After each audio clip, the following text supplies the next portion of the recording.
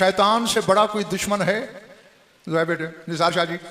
जो खुद आदम का दुश्मन है तो औलाद आदम का कैसे खैर खा हो सकता है?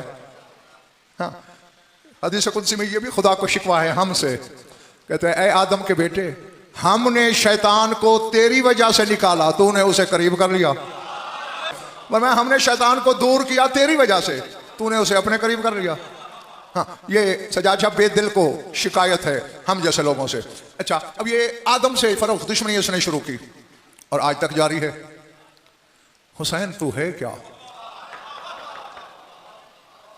हाँ, देखते मेरी तरफ रहना और दिल में याद अदरिकनी भी बोल देना। जब यौम आशूर हुआ था ना, शैतान ने एक चीख मारी थी।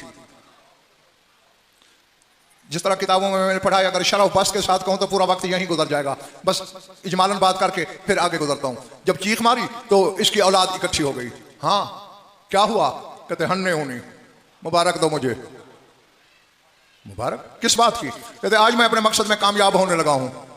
मगर कैसे? का पहले इधर नजर दौड़ाओ। हाँ, लाखों खड़े हैं। फिर इधर देखो, हाँ चंद खेमे हैं।